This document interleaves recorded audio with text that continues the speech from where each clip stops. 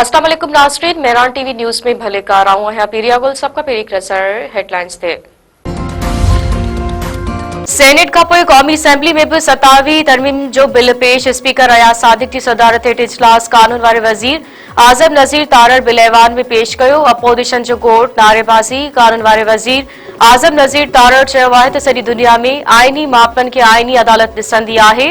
Suo motu ज़रिए मुल्क जी मुआशी निज़ाम खे विहारियो वियो। अदाकारनि जो केस हुजे या कस्टम जो पाण मुरादो नोटिस वरितो पियो वियो। बिल में सोमोटो जो अख्तियार ख़त्म कयो वियो आहे। कमीशन खे अख्तियार हूंदो त फ़ैसिलो करे ऐं जजनि जूं बदिलियूं करे सूबनि जा मामला ऐं आइनी मामला हाणे आइनी अदालत ॾिसंदे। मुखालिफ़ धुर 27वीं तरमीम खे रद्द करे छॾियो। पीटीआई चेयरमैन बैरिस्टर गौहर चयो आहे त अॼु जमहूरियत जे सोग जो ॾींहुं आहे। 27वीं तरमीम आणे आइन खे दफ़न कयो पियो वञे। क़ौमी असेंबली में ॻाल्हाईंदे बैरिस्टर गौहर वधीक चयो आहे त आइन सां बेईमानी कई पई वञे। कोशिश हूंदी त उन्हनि खे कानून जे कटेरे में आणियो। वज़ीर आज़म शहबाज शरीफ़ चयो आहे त अफ़गानिस्तान खे समझणो पवंदो त टीटीपी जी हिमायत सां अमन क़ाइम न थींदो। पाकिस्तान केतिराई भेरा अमन दुश्मन कार्रवाइनि खे मुंहुं ॾिनो आहे। हथियारबंद फौज हर भेरे दुश्मन जे इरादनि खे नाकाम बणायो।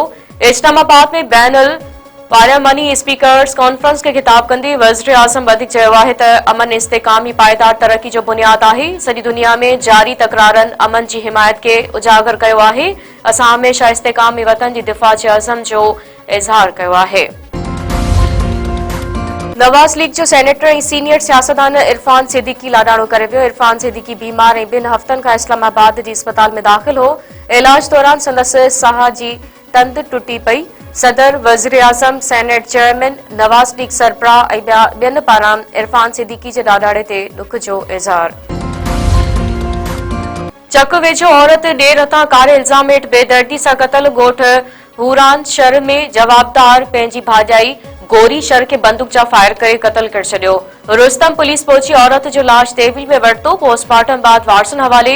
ज़रियुनि मूजिब 3 ॾींहं अॻु औरत मथां बिरादरी जे नौजवान सां कारे जो इल्ज़ाम मढ़ियो वियो हो। शहदादपुर में पुलिस गिरफ्तार प्राइमरी उस्ताद खे तशद्दुद करे मारे छॾियो। वाक़े ख़िलाफ़ सवे माण्हुनि जो धरणो। प्राइमरी मास्तर खां भतो घुरण जे इल्ज़ाम हेठि पुलिस उस्ताद जाम अज़ीज़ जाखरो खे घरां खंबे वई हुई। उस्ताद हिरासत दौरान तशद्दुद में फौत। अहलकार लाश लावारिस हालत में अस्पताल में छॾी खिसकी विया। वाक़े ख़िलाफ़ वारिस उस्ताद ऐं शेरी रोडनि ते निकिरी आया। हाला चौक ते धरणो। डीआईजी ऐं एसएसपी नोटिस वरितो। एसएचओ गुलाम शबीर दिलवाणी ऐं 3 अहलकार मौतल। वाक़े जो केस दाख़िल न थियो। मुलविस अहलकारनि जी गिरफ़्तारी लाइ घरनि ते छापा। सिंध एक्शन कमेटी जे सॾ ते 27वीं तरमीम ख़िलाफ़ एहतजाजी मुज़ाहिरा। सांगड़ उमरकोट दादू लाड़काणो सन तंगवाणी वर्कशॉप ऐं ॿियनि शहरनि में एहतजाज कयो वियो। अॻवाननि चयो आहे त 27वीं आइनी तरमीम कारो कानून आहे जंहिंखे अवाम रद्द करे थो। सूबे जे वसीलनि ते कब्ज़ो कंहिं बि सूरत में क़बूल न कयो वेंदो।